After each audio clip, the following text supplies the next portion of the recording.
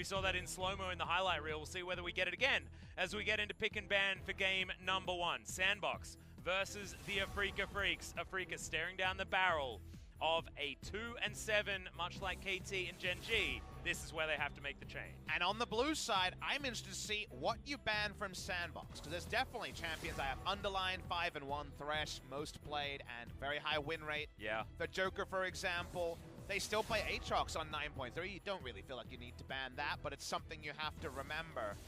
The LeBlanc ban actually going to be thrown out to Dove, one of his favorites, but not necessarily on the Rift so far. It's a couple of games on LCK Spring, and it's actually double ban on Joker, which is a very interesting approach, hoping to get Joker away from some of the comfort. You already said his mechanics aren't what we praise him for, but his playmaking is very good. Yeah, but I feel like Joker does have a lot of different options. I mean, his Shen's also fantastic and something that has seen bans before. Tahm Kench was the final ban here, and Afreeca Freecs say, all right, we'll take the Ezreal. Last time we saw aiming on this champion, he looked pretty terrible. Yeah, I mean, honestly, I don't want to beat around the bush. That's He fair. just looked crap. Aiming has had real huge struggles in his last couple of matches. You remember all the Ashe arrows hitting him on Kalista. Yeah. Thankfully, Ashe globally banned now, so we're totally fine. Just to give you guys the update here in game number 1, Ashe, sometimes her arrow is just invisible. So, she's not going to be played. And remember the champion he had the struggles on? It was against Azot. Yeah. His Sivir timing on his spell shield was off, let's say, is the nicest way to put it. And then the panic flash into just dead. I don't think SANDBOX is too concerned with giving up Ezreal. There's a lot of champions that can take priority against Ezreal. Whoa. Could be something shenanigans like a J spot lane. Could be a Draven that we know that Ghost loves to visit, not so much recently. If you're Afreeca, one interesting approach you could take is getting Joker to blind pick a support and then actually putting Jelly on something lane dominant, finding a way to actually pressure Joker, because you don't want to allow him to, you don't want to just take a tank support, let's say if Tahm Kench wasn't bad, Tahm Kench, and then give Joker a free Shen lane. You don't want that. Yeah. You want to actually make him accountable where possible. Right now, Afreeca got some pretty strong pick tools with the Jarvan and the Lissandra. A first round Shen is actually what you want when you ban away 2 champions from Joker, because Shen definitely not known as for his laning phase, and I don't know if SANDBOX will feel like they have to find coverage bans for the Shen. Exactly. Well, he has lost once on the Shen so far, but out of 3 games, that ain't too bad.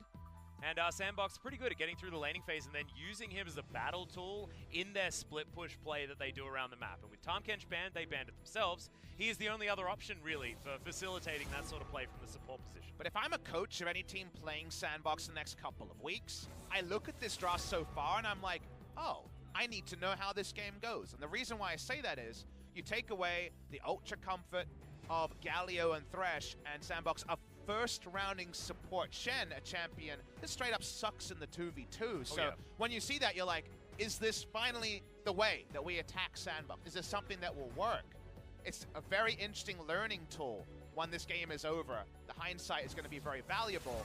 Zooming in on the bans in the second round, Urgot actually made it through the first round and won't be allowed to be a very safe blind pick top lane on the side of Afreeca. Sivir ban is going to head towards Ghost. He still has something like the Kalista if he wants to go for an AD carry, the Draven, the Victor. These are all open. Very interesting Vladimir to also see how he available. approaches it. And like you say, the Vladimir for the Vladimir Shen, let's show up later in the game, is available as well. Yeah, he hasn't actually played Vladimir so far this game, but this could be the debut as SANDBOX immediately lock that one away. Was sort of looming, and certainly a lot of flex potential here on the side of SANDBOX. We can see 3 carries here, but we don't quite know where they're all going.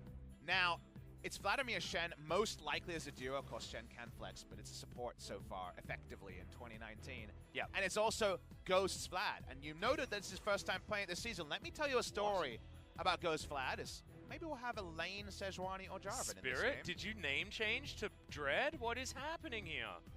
I'm guessing this might be a lane Sejuani. I hope so. That'd be fun. Lane Sejuani happened, of course, in the EULCS, or LEC, I should say, a couple of times, and Caps played it in mid, and in the actual LEC, it was top lane pick for Wander, so we'll get more information about that in a bit.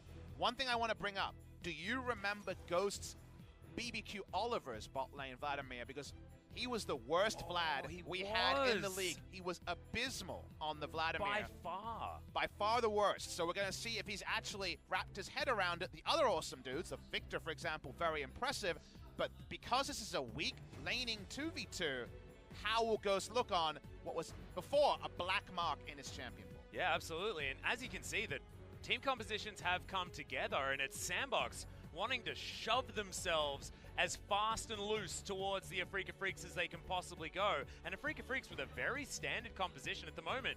It's Dread in the jungle, but that could change. Not anymore. 19 seconds. So the Piggy Lady will be in the jungle, and Jarvan is the one meeting the Jace on the top side of the map. So an interesting matchup here for Keen into Summit. But the epitome of a snowball matchup was obviously early. You're taking a couple of Q trades from range and dealing with a melee versus range matchup. If you get those first couple of kills and buy some AD, the amount you can dunk solo in the 1v1, but even more importantly, remember you have the melee auto attack synergy with the Sejuani passive. Yeah. You just rack up kills, and Jace finds it very hard to enter lane. However, that's with finding a lead. Without the snowball, obviously the lane is range versus melee, so let's see how much attention Keen needs to stabilize a matchup against an opponent he would know oh so well. Remember, Afreeca with a teams of in-house scrims, so these guys have probably played each other hundreds of times. Yeah, if not more than that, Papa. I'm glad you bring that one up, but we have to admit that we've been watching Summit play Jace, and he hasn't looked like he's had any trouble in any melee matchup that he's ever been in on this pickup. So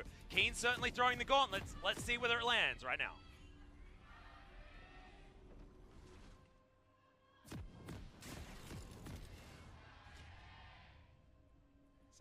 SANDBOX fans in full voice as we enter the Rift for game number 1.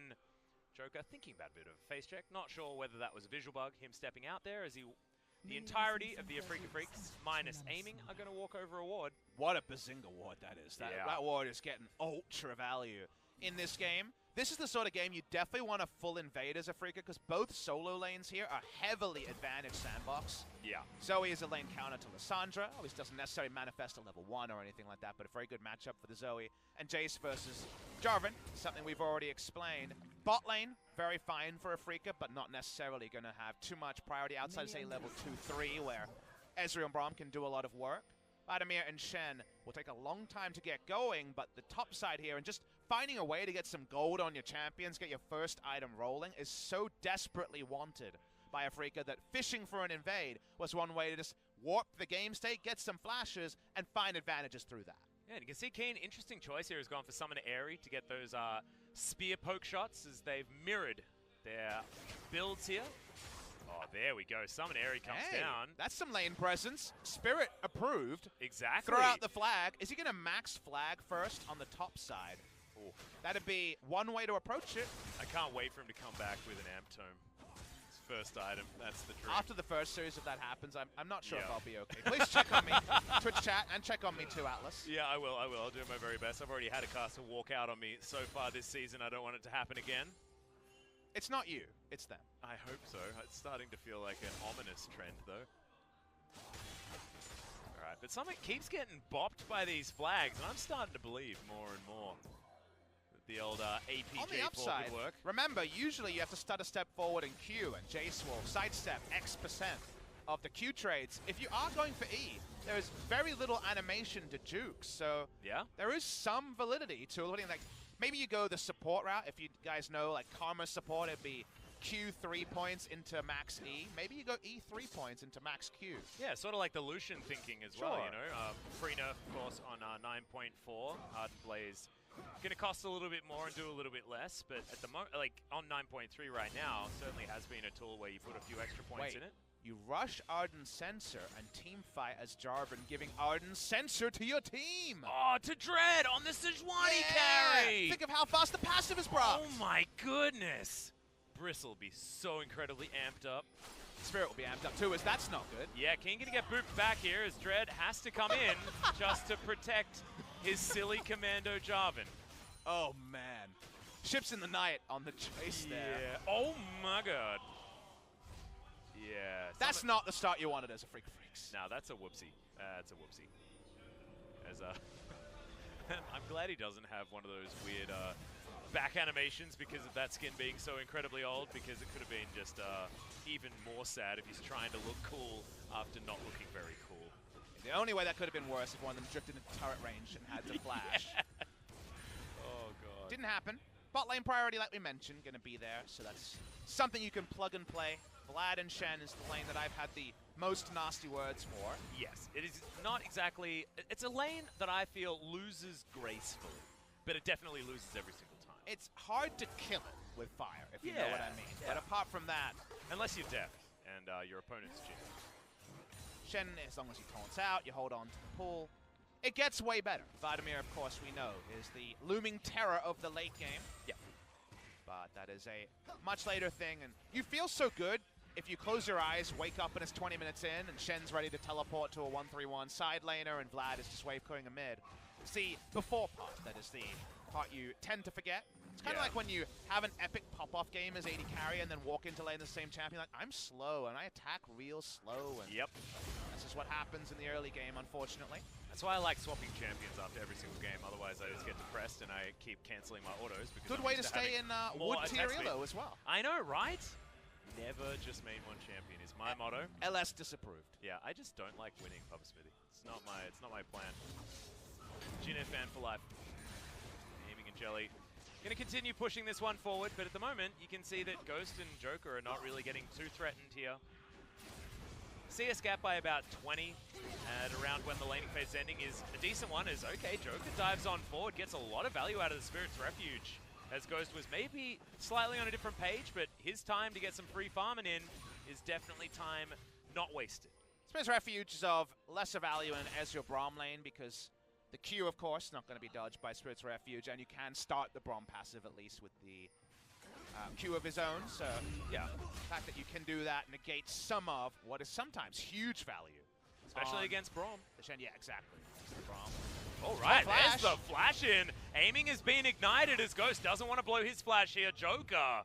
Oh, man, he might be the oldest member of the team, but he's certainly not the one that doesn't want to pull the trigger, you know? It's not the level head here for Joker. And you understand the timing? It's because he has a River Ward that sees that the support has left and is clearly going to be helping with getting the Braum passive and thus picking up the Rift Scuttler faster.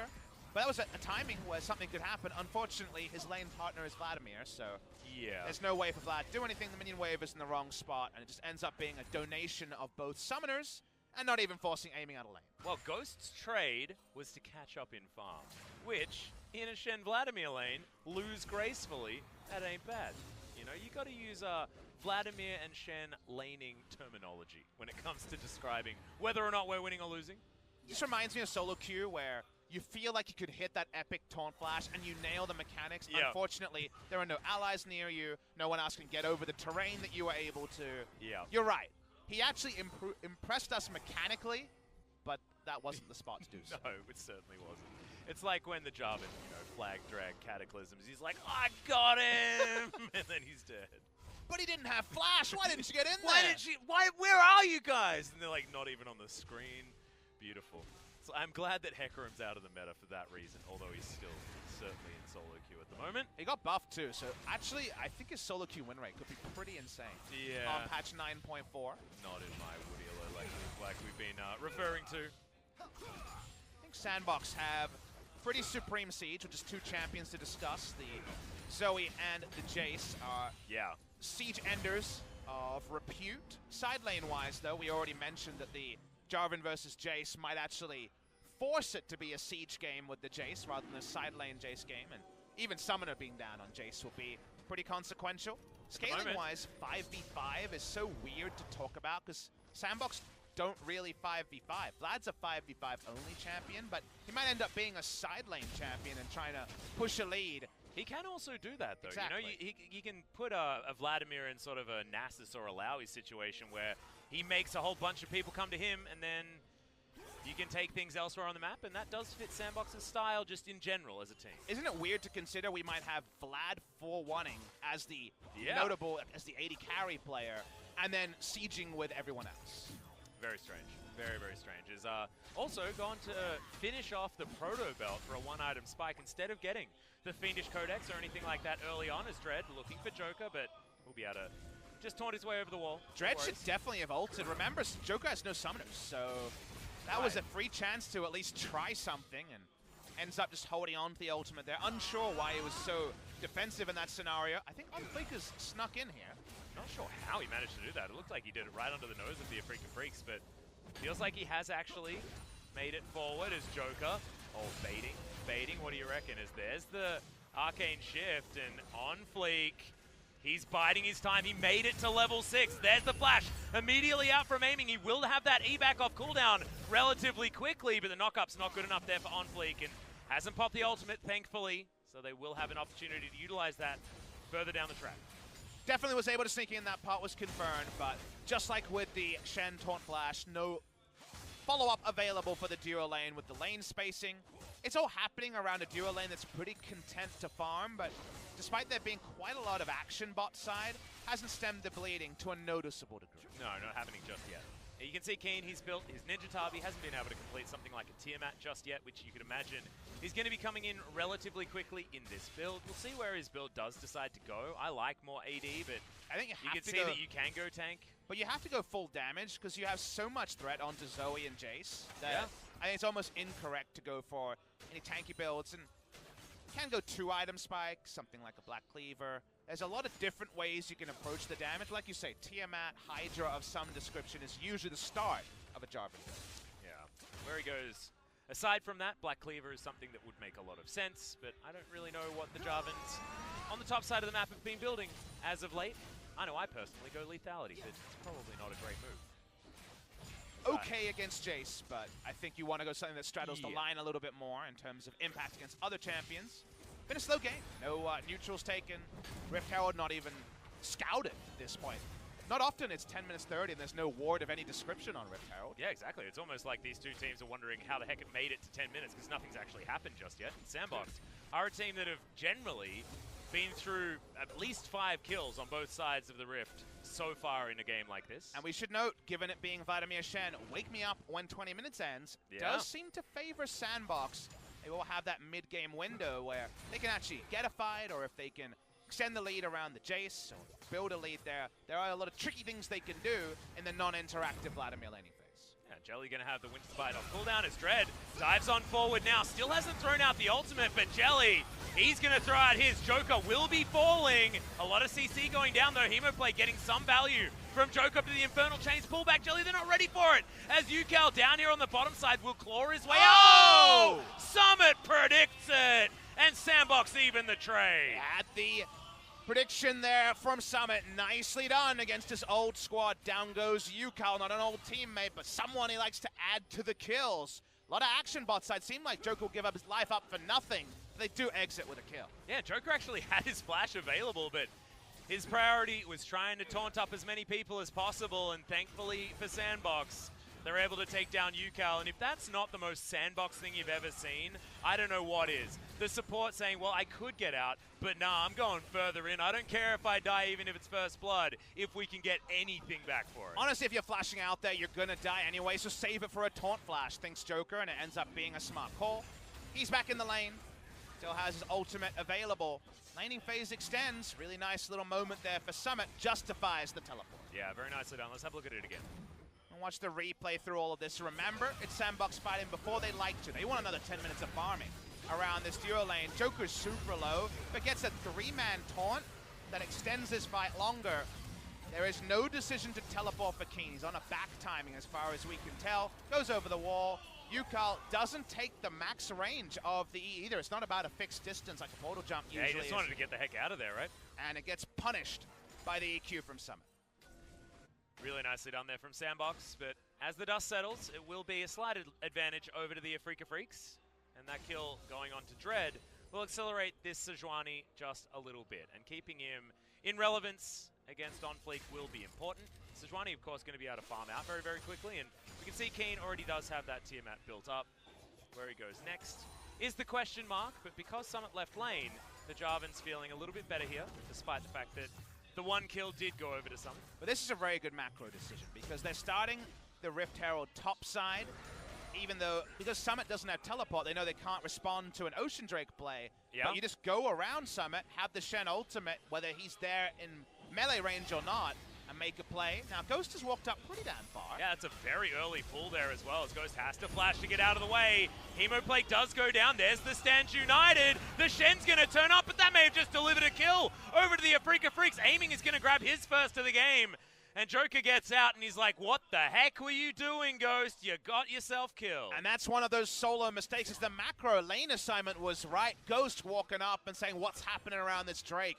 Was far too bold, Atlas. There was no need to walk around there. You're getting a Rift Herald pre-14 minutes on the top side. Joker doesn't die for it instantly. Still continues to sniff around. Kill goes the way of Afreeca needlessly by SANDBOX. Yeah, and also, I mean, Ghost, quite a few mistakes there. Doesn't use Proto Belt, uses his pull way too early, showing that we might be getting some of the notes of the old BBQ Ghost on the Vladimir that we saw in his awesome dude attempts last year. And it wasn't necessarily about laning phase, it was finding it impossible to find multi-man hemo plagues even when the enemy was grouped up. It was a lot of skill threading issues where he wasn't being able to use his E at every opportune moment. So we're going to have to wait to be convinced by Ghost, because positioning-wise, that was a pretty big mistake.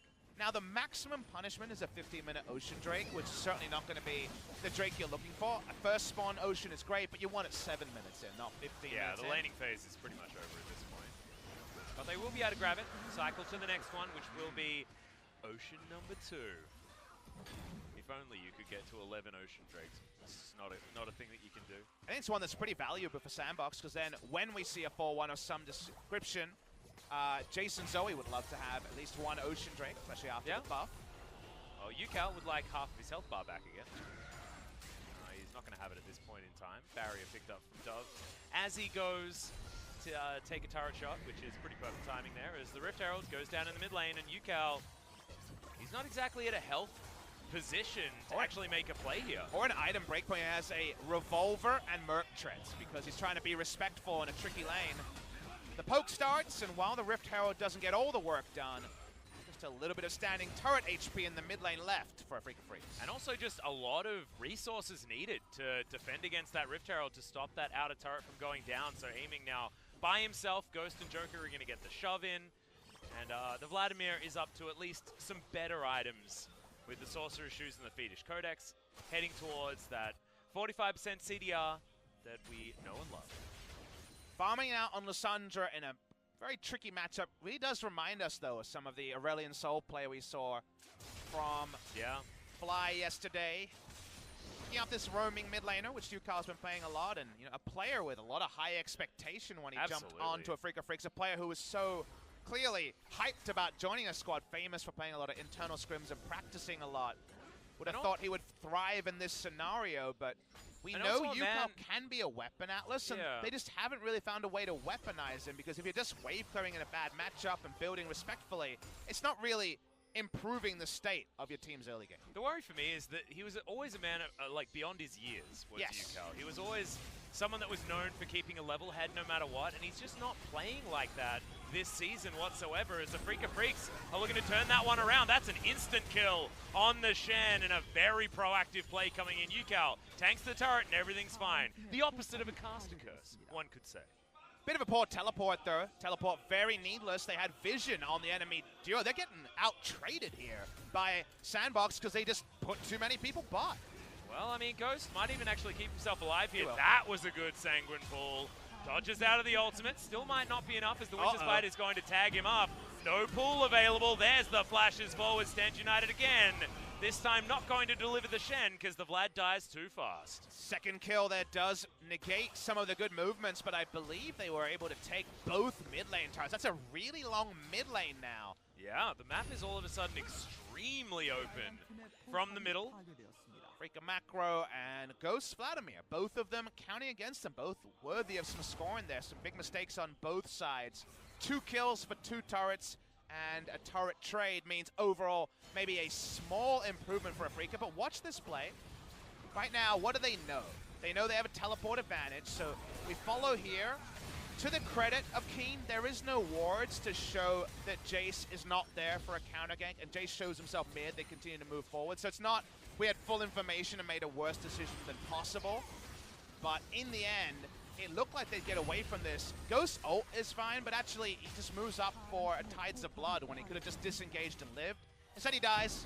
Jelly with 2 forms of CC, enough to get through a second Stand United, basically squandered on the Vladimir. Yeah, now we've got a 1-0-3 Ezreal mirrored by his support, and this Sejuani is starting to get big. 100% kill contribution, and there's only one on the side of SANDBOX. 4-1 is feeling pretty good for the Afreeca Freecs, and they need any sort of feel-good situation on the scoreboard as possible after what has been a terrible first round robin thus far. If they can finish off with a win against the second-place team, it's going to do wonders here for the Afreeca Freecs, moving in with, like you say, a whole bunch of new players the next split. And Aiming is the one who is relatively the strongest person on the map. Look at his item breakpoint now. He's soon to have Muramana. He went Trinity Force, a more expensive choice. Even some Vampiric Scepter, if he takes a bit of Zoe trading and wants to lifesteal up in the mid lane. We've seen Afreeca been surprisingly willing to go in to protect the Sivir comms or protect the Aiming comms where he's a one threat.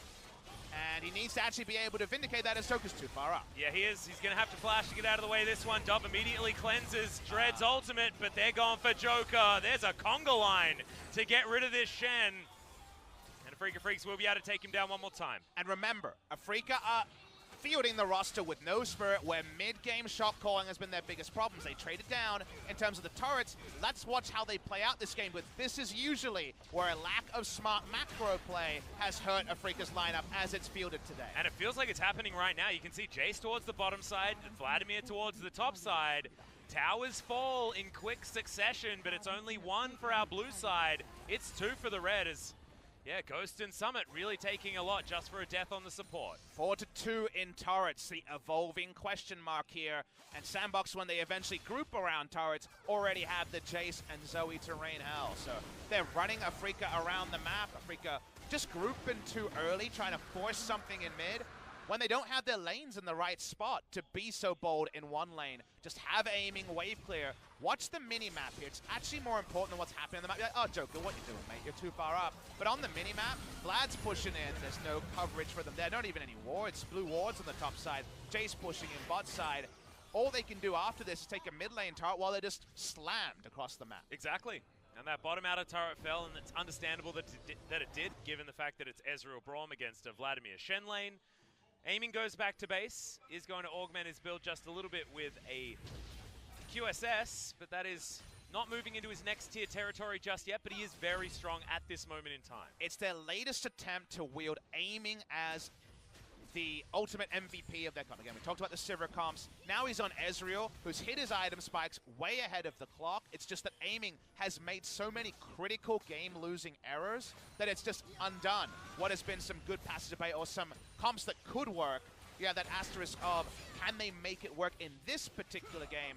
And we kind of have to be proven wrong because so far there have been those high-profile mistakes. Yeah, there are situations where, you know, you've got the Kai'Sa picks up 3 kills, but it's Griffin, right? And you're expecting Viper to be able to always carry that one out. You know, Deft's Ezreal, if he gets any sort of lead, you have just a feeling in your bones that it's going to be a one game.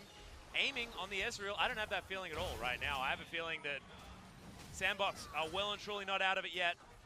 QSS picked up for Joker here. He doesn't want to get caught anymore. 3 times is probably enough. I think the reason you do that is that you see how this game is playing out, where Afreeca trying to play one lane while SANDBOX plays 3, and you say, Joker just wants to look tasty and absorb some aggro while we run the enemy around the map. Speaking of running around the map, Afreeca continue this roaming death squad. The only way to make this game narrow is to start hitting the Baron and force SANDBOX to come to you, because right now, they're finding all their wins in the 1 of the 1-3-1, not in the 4 or 5. Yeah. Actually able to completely take away the pressure that Afreeca Freecs had on the top side of the map. They were trying to get that wave in a decent position, but the rest of the waves are going to crash on forward for SANDBOX, and Afreeca don't have that opportunity to actually siege anything.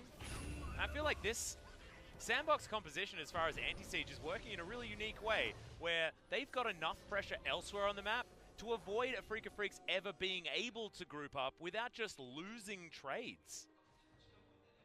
It's just real simple game fundamentals, right? It's being able to play the map, push your waves, things that have been relevant for so long. It's kind of mind-boggling that Afreeca Freecs, because of what we think of this team as being a very smart team in previous years, is now with a different roster showing that it is very important to have some of those cooks. You know, they don't have Kuro, they don't have Tucson, they don't have Spirit playing in game number 1, and that means that they're just trying to brute force while the enemy gets the cultural victory around the map. Yeah, exactly. And that was my always favorite victory in Civilization. So I can understand it just doesn't work that well in League of Legends. just not a thing. Aiming going to take accelerated shock blast to the face, but like you were talking about before, Papa, he does have the Vampiric Scepter built up. Lost Chapter now there as well, so it will, of course, be the double tier build. Doesn't actually have his next tier just yet, but wanted to have some extra stats. He's got power. He's going the power side of all the builds, and I see a lot of validity in that. Unfortunately, the enemy is just, you know, waving the white flag or asking for a bit of time. They're bunkering up, depending on what analogy you want. Yeah. And just waiting for a mistake, a macro mistake from Afreeca. And I think that's actually a very astute way to play against what we've seen from Afreeca in their first 8 best-of-3s. Now, you find the right fight, you get the punishment, and there's a lot of standing gold for Afreeca to just explode this game into a 6,000 gold lead. But until that happens, everything SANDBOX is doing is paying off just fine. Yeah, and at the moment, Dove's clearing out minion waves, and Joker, he can assist any of the side lanes easy as you would like. So the Freecs just out of a lot of answers here. You can see Keen moving up the bottom side of the map, but actually changes his mind. He heads top because he sees Ghost up there, and it's a lot of happy feet happening on the side of Afreeca Freecs. They think about a piggyback gang, where both the teleport users go to the same lane, just kill the enemy side laner, but they remember that Shen is the kind of ace up the sleeve there. You know, that's the padding of the deck from the side of SANDBOX to make that much less reliable. Get really big value from Shen against Jarvan because apart from the EQR, everything else is going to be negated by the Spirit's Refuge. So they think better of that. They go back to the side lane, and that plays once again to the hands of SANDBOX. Yeah, and I like that you use that as a reference because stacking the deck in your favor feels like exactly what SANDBOX have done. They've lost every skirmish so far this game. Every sort of display of mechanics in League of Legends that normally wins you games, especially in your solo queue matches, has gone towards the Afreeca Freecs, but SANDBOX are just winning by being at better positions on the map and taking everything that they possibly can better than the Afreeca Freecs. And all these talented mechanical players on Afreeca, they've got at least 4 of them. And Jelly is a solo queue star of his own, as aiming does take a burst there, saying, I could kill him, we should fight. They're saying all those things, and they know they're at great item spots, but that has to be frustrating because when it comes to stage play, no real wins to speak of, and when it comes to this game, they're just being ran around. Yeah, well, it's a chance now for the Afreeca Freecs to fight for this Mountain Drake, but not with aiming in the mid lane and Yukal waiting to throw out that claw. SANDBOX do find themselves relatively routed. Ultimate is going to land there onto OnFleek, but he has the World Ender. It'll take a while for them to kill him, and we'll see whether Dove can offer anything back in the meantime. Umbral Dash is up and available thanks to 9.3, and the Aatrox walks away. They don't invest any flashes. They don't feel like they can close out the kill. And that means that it's just another bloodless fight where SANDBOX trades up. Another one to add to the cavalcade we've seen this game. The frustration, no doubt, is growing. And remember, we have a data point to refer to. We're sitting there halfway through, 30 minutes into game number 1 of the telecom war, saying maybe the experience advantage SKT has is going to manifest in a game-losing mistake.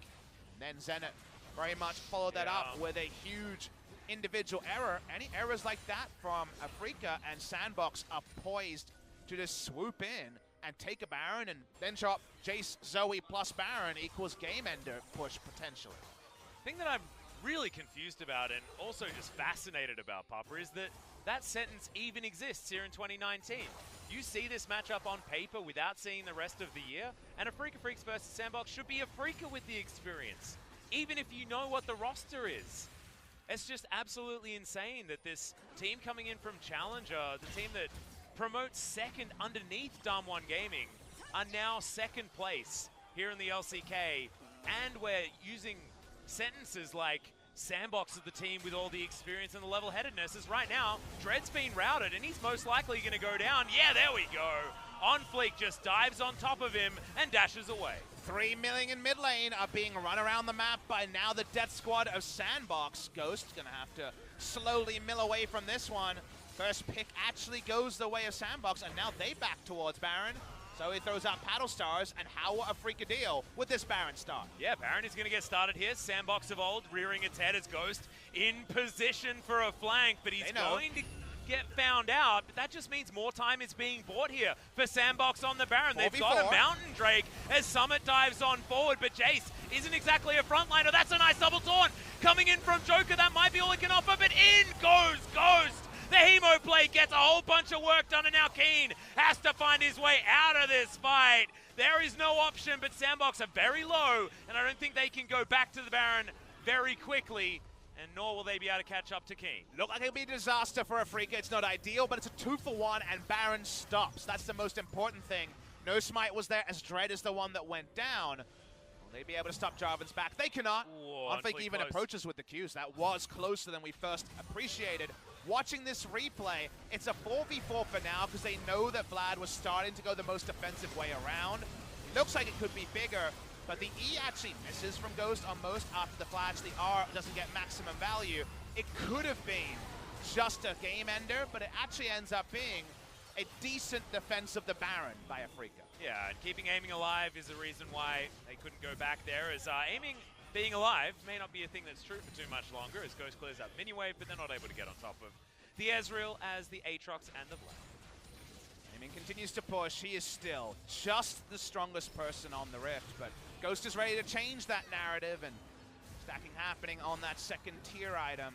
Ghost is level 15, as is aiming. They've had a lot of side lane time as everyone's going around. Freecs is also level 15.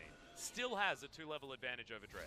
You know why that is? It's because Afreeca spent so much time as a death squad that couldn't find any kills. Yeah. That actually, Summit and OnFleek are 2 levels ahead of their opponents, and Keen only now narrowing that to 1 level. Precisely. So Summit very close to hitting that level cap. SANDBOX wanting to throw this power around before it becomes irrelevant. Level 18s will be hit relatively soon, as Keen, trying to find an engagement, is going to dive straight on forward, but the baby cage, he's kicked out of his own cage.